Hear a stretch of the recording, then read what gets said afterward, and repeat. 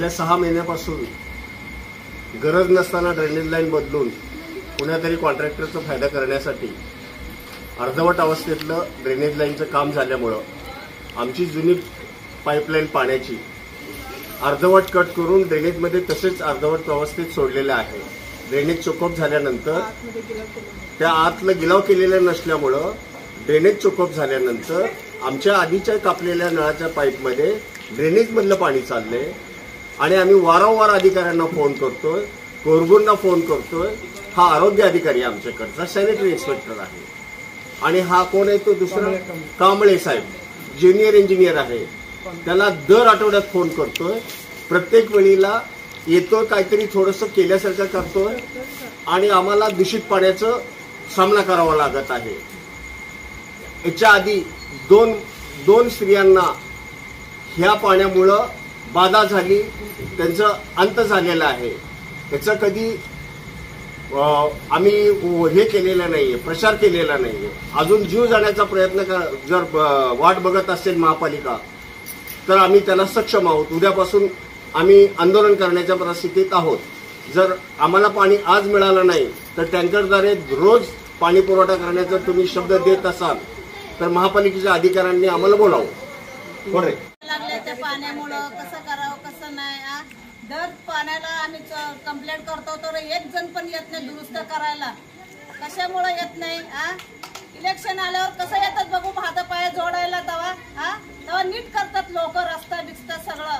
आता करायचं गरज असताना जिंकले की आपल्या घरात बसतात, ड्रेनेज भरल्यावर बघायला येत नाही, काय नाही। जिंकलं की आपल्या घरात बसतात, झालं संपलं, कोणीच येत नाही। परत 6 वर्षांनीच उगवतात द्यायला इथं। 4 नगरसेवक आहेत, एक नगरसेवक 4 नगरसेवक आहेत प्रभागात। तुर्ले रस्ते या भागात, भूषणनगर या लगत मोठी रस्त्यामध्ये जे कट्टीमणी घरापासून ते जे दर्ग्यापर्यंत या भागात प्रत्येक वेळेस 6 महिन्यापासून दूषित पाणी येत आहे। तरी वारंवार तिथल्या अधिकाऱ्यांना, कांबळे साहेब म्हणा, पानगाल साहेब म्हणा, व दुसरे कोरगू साहेब म्हणा, जे महापालिकेतले 6 नंबर झोनचे अधिकारी आहेत त्यांना वारंवार सांगून सुद्धा बी आतापर्यंत त्यांनी कुठल्याही गोष्टी दखल घेतली नाही।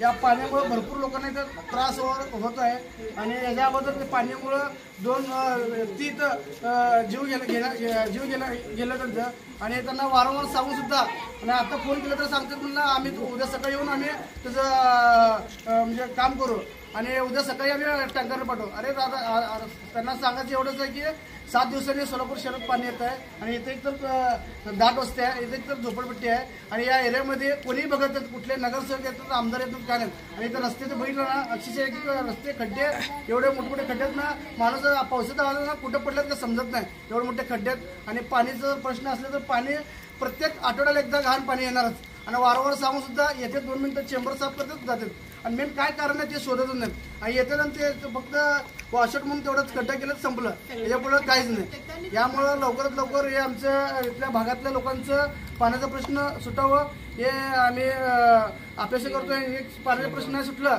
तर आम्ही येणाऱ्या 2 दिवसात आंदोलन करणार, या जागेवर त्या ठिय्या आंदोलन करणार आहे।